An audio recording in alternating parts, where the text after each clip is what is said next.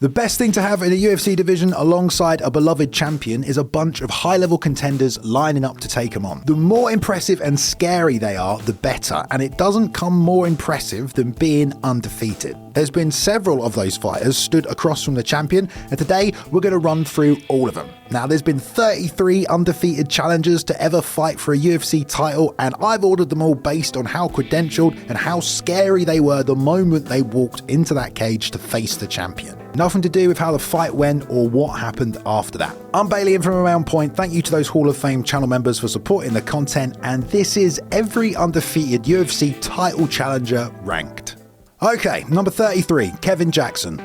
No one was really sure what martial arts were going to work after Brazilian Jiu-Jitsu swept the field in the early days, but everyone was also pretty sure wrestling was very dominant. Kevin Jackson was an Olympic wrestler who needed just 2 UFC wins before commentators were calling him the best middleweight fighter on the planet. Unfortunately, that wasn't true. Kevin was 3-0 and undefeated when he challenged for the UFC title against Frank Shamrock, and yeah, he does have the worst resume out of everyone on this list and was essentially just a wrestler, and when he tried it in the title fight, he got submitted in just 16 seconds. Sorry Kevin, but yeah, his record speaks for itself, as does his lack of experience and training. Number 32, Bethe Correia. Betch's title shot came after about a year and a half, and she only needed 3 wins to get to the belt. She was 6-0 when she joined the promotion, an edge past a veteran in Julie Kedzie, not massively impressive, but then she beat up Jessamine Duke, who was still pretty new to MMA as a sport and had just come off the reality show. That started a bit of a storyline, and she was ticking off Ronda Rousey's teammates. Then she beat Shayna Baszler, who was on the verge of retirement, and at 9-0, Bethe got a title shot. It was pretty much the storyline combined with her undefeated record that got her the title fight, but she hadn't really beaten anyone that you'd look at as a top contender, so...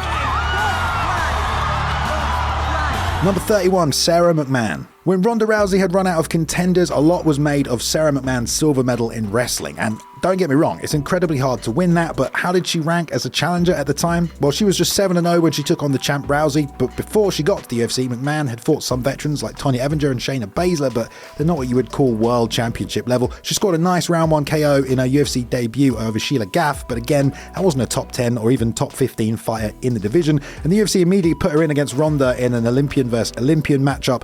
As a contender, Sarah was just pushed way too early, and because of that, she isn't going to rank super high. Number 30, Gil Castillo.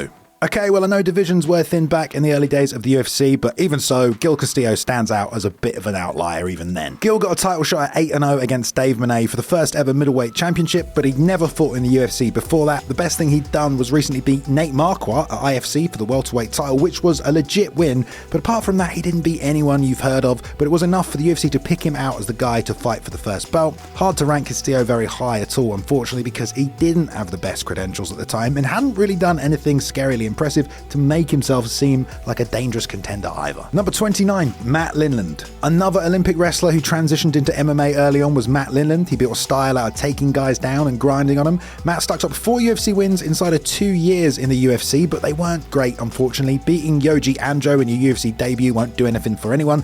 Then he won his next fight by DQ, wrestled Phil Baroni, which everyone hated. That put Lindland at just 7-0 when he went up against Murillo Bustamante for the UFC title. As a challenger, Matt wasn't very experienced, didn't have a lot of wins, and was essentially just a wrestler. Still did well to get a title shot though, even if the UFC didn't want to give it to him, but the champ's BJJ was way too good anyway. Number 28, BJ Penn.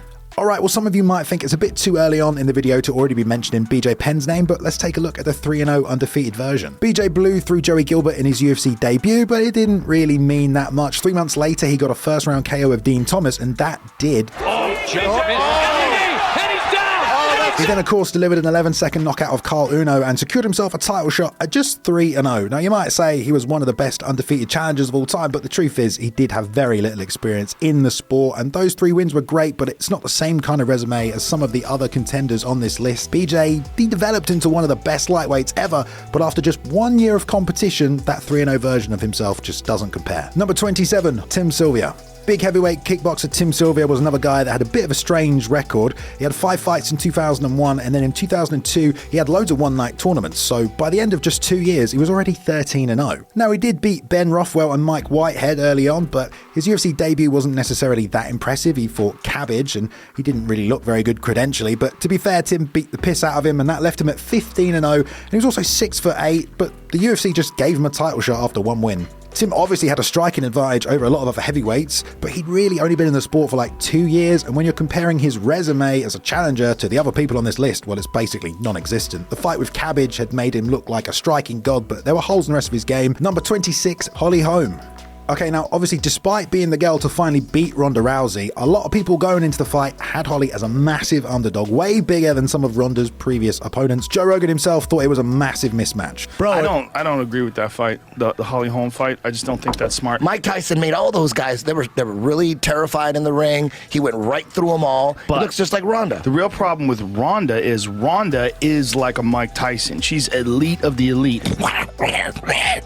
Yes, Holm had won championships in boxing and kickboxing, but her early UFC fights had not shown her in a good light at all. She was given a big welcome as the girl to beat Ronda, and then she barely won a split decision against Raquel Pennington. Then she took Mario Renault 3 rounds and was given a title shot after that, just 9-0. Now going into the fight, Holly didn't have much experience at the UFC level, hadn't really shown any kind of a level that could beat Ronda, which puts her pretty low down on this list, but oh how wrong everyone was. Number 25, Sha Sher.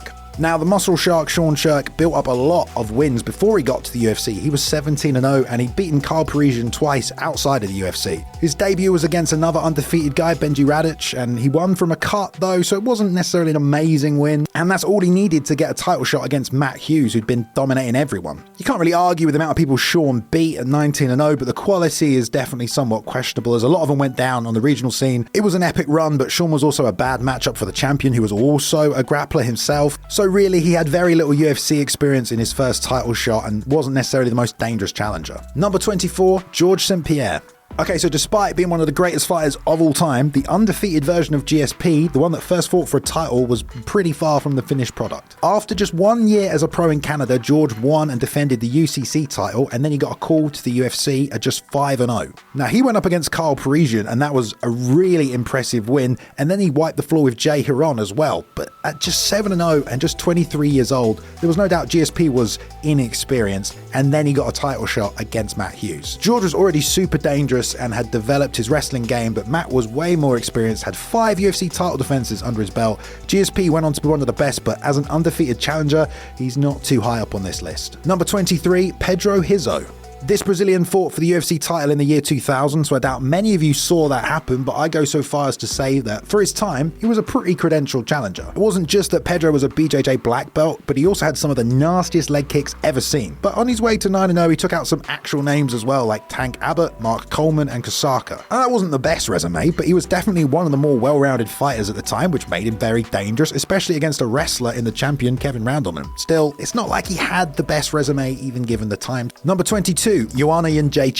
The undefeated UFC run of Joanna lasted about 3 years and she showed how good she was, but what did she look like when she was basically an unknown who had to repeat her name at media day and stepped up to face the winner of the latest reality show? She only needed 2 wins in the UFC before she fought for the title, and we knew she'd won multiple world champions in Muay Thai, but this was MMA where we'd seen fighters with striking backgrounds get dominated. Those 2 wins were against Juliana Lima, which is okay, and Claudia Gadelha, which certainly aged very well at the time. We just didn't know how good she was when she walked in the cage, which is why she's only at number 21, and there had only ever been 2 other European champions at that time. People just weren't even on board with that as an idea. But we quickly found out she was for real, winning the belt. Number 21, Dominic Reyes. A big athletic southpaw kickboxer, Dom started off his UFC run looking impressive against guys outside the top 15. Oh, the big kibosh! The big kibosh! The big kibosh! My word! He connects with a head kick, and Jordan Powell went stiffer than a honeymooner's dick. He is astral traveling. He banged out 3 finishes in a row, and the UFC gave him au Vincent Preux, but Dom couldn't finish him and still won a decision. He was 10-0 at that point, and after he beat another staple in Volkan Ozdemir, he was ranked number 6. It was a good win, but not the kind of one that would rank him above some of these other undefeated contenders. He got the title shot off the back of TKOing Chris Weidman, a former champion, but a guy moving up a weight class and on a losing streak. So he'd beat some veterans, but wasn't the most credentialed guy. He definitely looked scary, but was going up against John Jones, so not many people gave him much of a chance. Pretty big underdog against the champ, but the fight was far closer than anyone had predicted. Number 20, Chad Mendes. If you've watched Money Mendes' career, you'll probably know that until he fought Conor, he'd only ever lost to one person in his 20-fight career, and that was Jose Aldo. But how did he rate going into their first fight when he was still an undefeated contender? Chad had joined the WEC a bit late in 2010, but still banged out 4 fights, which left him at 9-0, and he beat the likes of Cub Swanson and Eric Koch, which were impressive wins, but Chad's first run towards the title kinda just wasn't. Not really his fault. He wrestled Japanese dream fighter Michihiro Omigawa to a decision in both their UFC debuts, and then he did the same thing to Honey Yaya, and then he got a title shot against Jose Aldo. He had those WEC victories, but his UFC credentials were non-existent effectively. Chad was 11-0 when he fought for the title and wasn't nearly at his full potential as a fighter, and outside of his wrestling, most people thought he just didn't pose a threat to Jose. Number 19, Cody Garbrandt. When you talk about the early UFC career of Cody Garbrandt, the fact he got a title fight so quickly is something that always comes up, and you can't really ignore it. Inside 1 year, he won 3 fights and got a shot at the champion. Cody went through some standard contenders and an initial 3-fight win streak before he got a high-profile matchup against 21-0 Thomas Almeida. This guy was coming off the back of 3 Performance of the Night knockouts. Even Joe Rogan had called him a future champion. At the same time, though, he was only ranked number 7 in the division, and Cody smoked him, leaping half the division in the process. Then he got another first-round stoppage over Takeya Mizugaki, and within a year was in line for the belt. His performances had been super impressive, but he hadn't really beaten anyone inside the top 15, just those 2 wins, and he was getting ready to fight Dominic Cruz. I think his shot was helped along by the rivalry with Team Alpha Male and Cruz, the champion, but Dom had just beaten TJ Dillashaw, who everyone thought was kind of better than Cody, so they didn't really give him too much of a chance. He didn't have a ton of experience, but he still went in there and put it on the champ in an amazing performance. Number 18, Darren Till.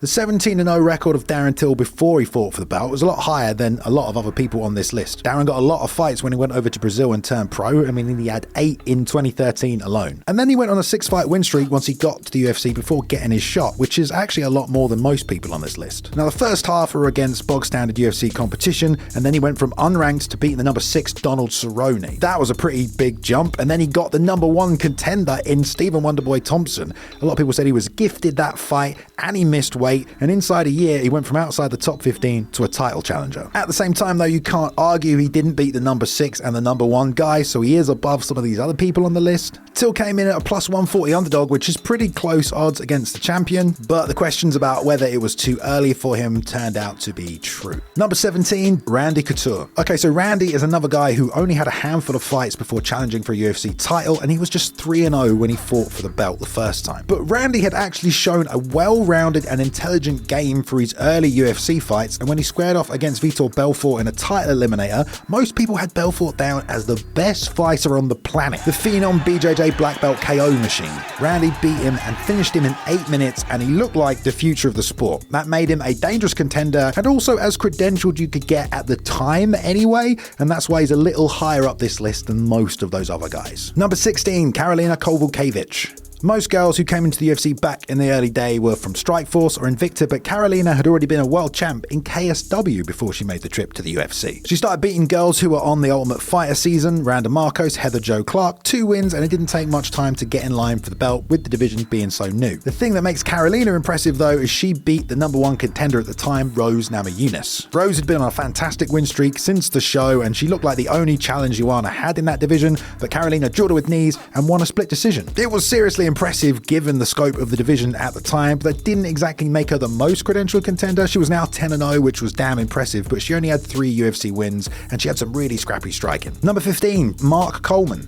Seeing as the sport was so new at the time, Mark didn't really have much of a chance to evolve as a fighter before he was fighting for the title. He debuted at UFC 10 in 1996 and blew through the tournament, ending the undefeated run of Dom Fry in the final, which was a pretty goddamn good win. And when he came back at UFC 11, he did the same thing. It was pretty clear that his wrestling was incredibly dominant, and it was going to take something special to beat Mark. That put Mark at just 5-0, and he was booked against Dan Severn to fight for the first ever heavyweight championship. How good was Coleman as a challenger? Well, he was definitely scary. The commentary team had talked about him being the most vicious man on the planet, and he had a couple of good wins, but he didn't have a lot of experience in the sport, especially compared to some of these guys ranked ahead of him now. He was still enough to win the belt, but stacked up against some of these other challengers, and he just doesn't compare.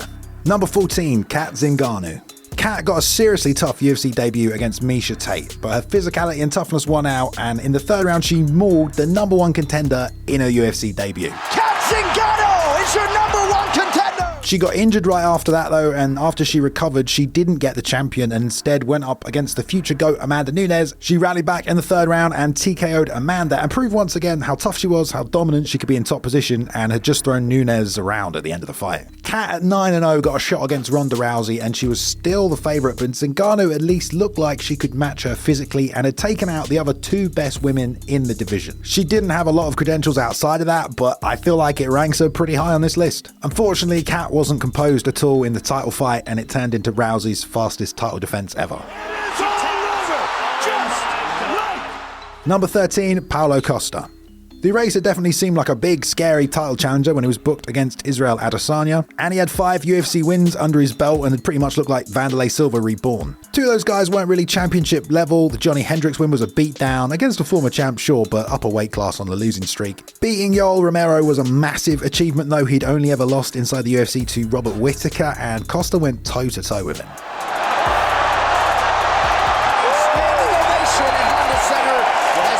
It proved his style could work at the top of the division, and his ability to eat punches and land bombs made him look like a very scary challenge for Izzy. I will make him cry. I will hit him very badly. It seemed like there could be a path to victory for Paulo. A lot of fans thought so, and he was 13-0 going into the fight, with 5 of them being in the UFC. Not really the most credentialed opponents across the board, but he was certainly a very scary guy, and I think number 13 is pretty fair. Number 12, Chris Weidman. Pretty early on, Chris Weidman was doing kind of crazy stuff. With just 3 months of BJJ training, he won a Grappler's Quest tournament. He was a standout wrestler, but that was some BJ Penn shit. Still, that wasn't MMA, but after just 2 years of that, he was making his UFC debut already. He shot up the rankings when he took out the former challenger Damian Maia, and then ended the 4-fight win streak of Mark Munoz. Look at this big shot from Munoz, he missed it, look at that! He had other wins in the UFC, but those were his 2 biggest, and he was sitting at 9-0. Now, he hadn't beaten any former champions, and his record wasn't really that extensive, but he's also this high up because of what other credentialed people were saying about him going into the fight. My friend Chris Weidman, and I see him in training, I believe he's going to beat Anderson Silva. But not only he's going to beat, I believe he's going to finish Anderson Silva. Yeah, no, I think Weidman is good enough technically where he should be able to make up for his lack of experience. He's really good on the ground. I don't think people know how good he is. And it turns out they were all right. You know, Chris went in that cage inexperienced, but with everything he needed to unseat the pound-for-pound number 1. Middleweight champion! My goodness! He has done it! Wow! Number 11, Ilia Toria. Ilia had looked pretty special on the way up, and after just 2 UFC fights, he went up against a fellow undefeated prospect, Ryan Hall, and in 1 round, he shut his lights out. Now that turned a lot of people on to Topuria and how scary he could be, but he looked even more scary when they then knocked out Jai Herbert. Holding the legs. Now, Jai hadn't really been on a massive win streak, but Bryce Mitchell had. Topuria got him next. He took the O off Bryce and submitted one of the best grapplers in the division. That all got him a main event against Josh Emmett, who had fought a lot of credentialed guys in the division, and we saw how clinical Topuria's striking was. He went all 5 rounds with the hardest hitter in the weight class. Now, perhaps Topuria hadn't compiled the most credentialed resume at this point, but he'd handed undefeated fighters losses and had shown a very high skill level with knockout power, submissions, and the ability to go 5 rounds. He also had something you couldn't teach: confidence, taking pictures with the belt before his fight with Volk. Topuria changed his Instagram bio earlier this week to say 15-0 UFC world champion before the fight ever happened. He definitely believes in himself. And the odds maker set the fight as a pick'em, closer odds than Volk had pretty much ever had at featherweight. He was 14-0 when he walked to the cage, and on the night I think a lot of people had a feeling in their gut Topuria could pull off the win, and he proved everything he said.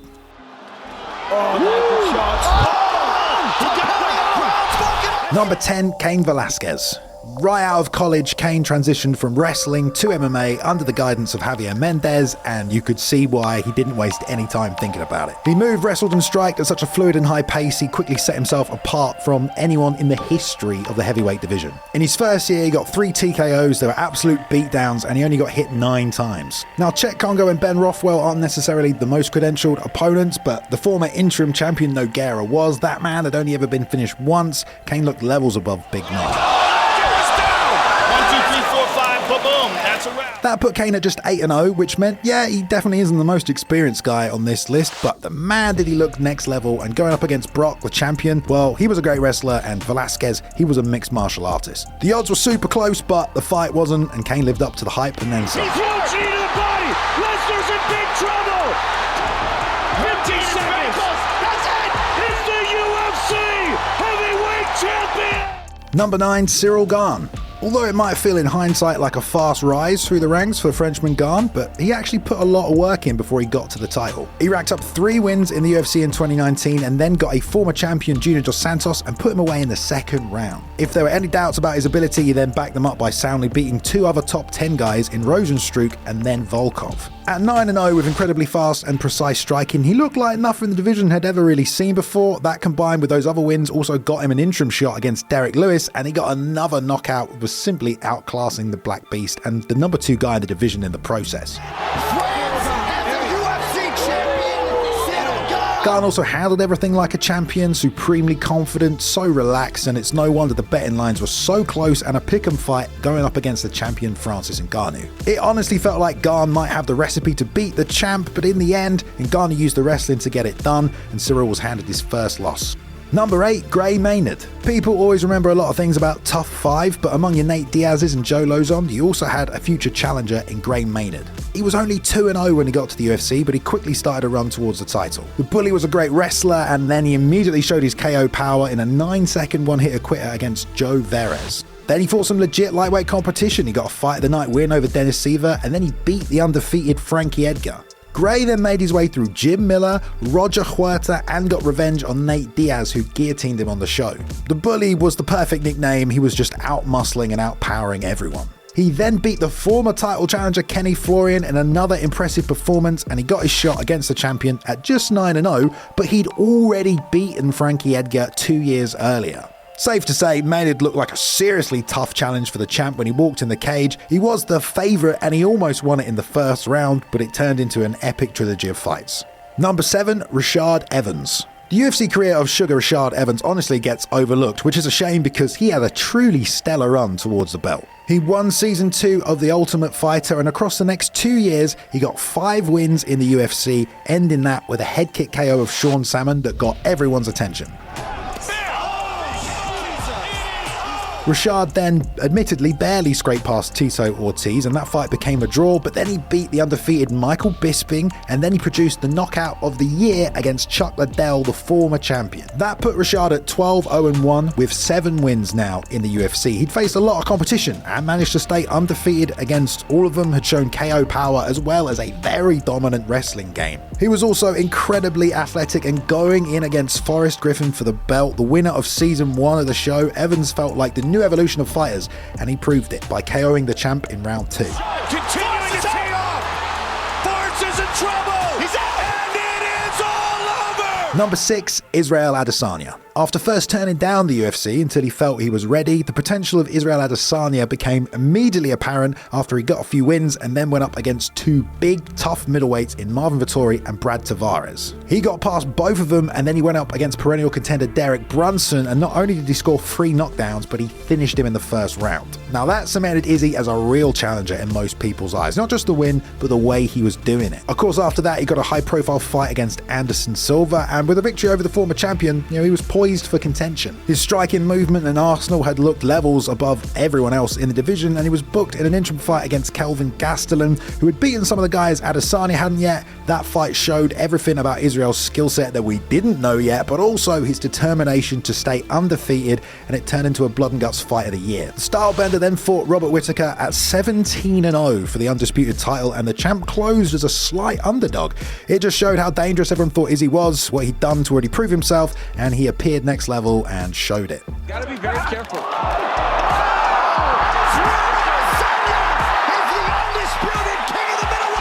Number 5, Khabib Nurmagomedov. Khabib joined the UFC in 2012, and it took him 6 years to get to fight for a world title, which is way longer than a lot of other people on this video. 2 years into his UFC run, Khabib managed to stack up 5 wins, and the last and most high-profile one came over RDA, who he just destroyed. Who's got the style to handle this guy? He then sat out injured while that man went on to become UFC champion, and it already gave some people reason to call Nurmagomedov the future of the division. When he came back, Khabib's next 3 wins were all very impressive performances, TKOing short-notice Daryl Horcher before beating Michael Johnson and Edson Barbosa in high-profile fights where Khabib looked terrifying and was literally asking them to give up. That put him at 25-0, and next in line for the title, he'd looked incredibly dominant, had barely taken a punch, and yet again, he was super scary. Given the time off, cancelled fights with Tony Ferguson and the state of the division, it's fair to say Khabib didn't have the most credentialed resume going into his title shot, and he had to fight Ilia Quinta. I mean, if none of that had happened, he might be a bit higher up this list, but of course he'd looked almost impossible to beat, and it turns out he was.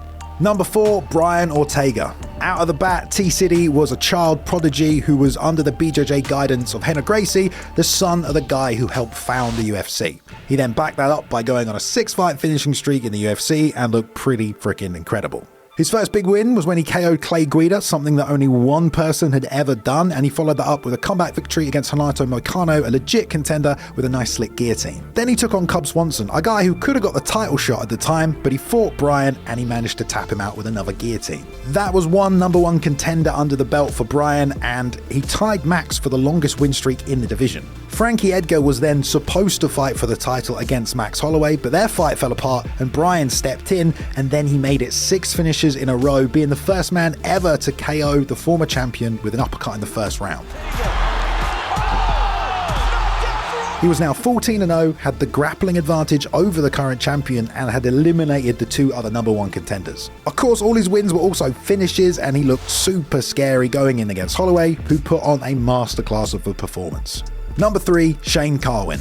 In 2008, Shane Carwin arrived at 8-0 in the UFC and started touch of deathing people with his massive hands. He got 2 first-round knockouts just months apart. Then his 3rd UFC fight, he got a veteran in Gabriel Gonzaga and melted him in just 1 minute. Stiff in the stand-up, and he's getting... Oh, he's set down! Huge victory for Shane Carwin! He had incredible power and was also an NCAA college wrestler, but 3 wins was all he needed to get an interim fight against Frank Mir, and again, he made things look easy. He controlled him and absolutely demolished him with some terrifying uppercuts. I think he's out, Mike. He's out.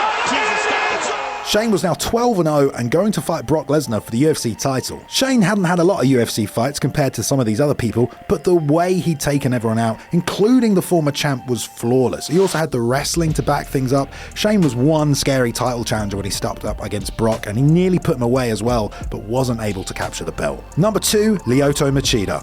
In a truly Matrix-like early UFC run, Lyoto Machida basically did not get hit by anyone. It was almost flawless. He got 3 dominant decisions in his first UFC fights, then he took out the new hot signing Sokoju, and then he got former champion Tito Ortiz, who was a great wrestler, and he tried to take Lyoto down 7 times, and Machida stopped all of them. That was 5 wins in a row for the Dragon. He was still undefeated, he'd never even been knocked down, and in his 5 UFC fights, he'd absorbed less strikes than anyone in UFC history. He then got another undefeated prospect, Thiago Silva, who was 13-0, and again the Dragon scored a first-round knockout and only got hit twice.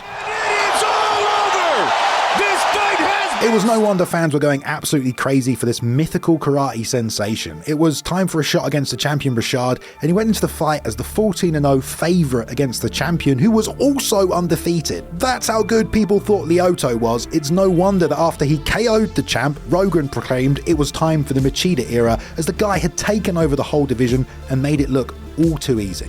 Ladies and gentlemen, welcome to the Machida era. Number 1, Daniel Cormier. Alright, well we finally made it to number 1, and hey, it might not be who you expected, but for me it's pretty hard to not look at the body of work DC put together as an undefeated contender and not rank him above everybody else. Before the UFC, DC made a name for himself winning the historic Strikeforce Heavyweight Grand Prix, and he beat 2 big names in Antonio Bigfoot Silva and Josh Barnett before he got to the UFC. He came in as a heavyweight with everyone raving about his potential, then he thoroughly beat up Frank Mir and Roy Nelson, and it was even clearer, this guy was a future champion. What's even scarier is then he was able to drop to light heavyweight and he picked up 2 more pretty easy wins. He threw Dan Henderson through the air like he was made of paper. 4 dominant wins was all it took for Daniel to get a fight against John Jones, but at that point he'd proven he was potentially the best fighter on the roster. He was 15-0, and if anyone was going to give a challenge to John Jones, it was going to be Daniel. The rivalry was super intense and the odds were also super close, essentially a pick'em fight.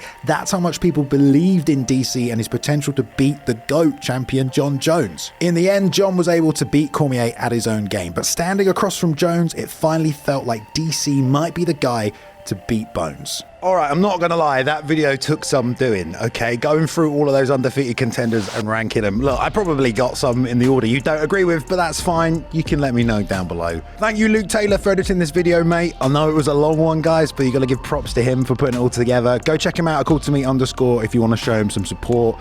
Always much appreciated, I'm sure. As always, got to give a shout out to Hall of Famers. Thank you very much. You've been joining in on the writers meeting, getting unedited podcast episodes as well, just by being a channel member. You've got to love that. If you want to join them, guys, link is down below. Click in the description and, become part of the family.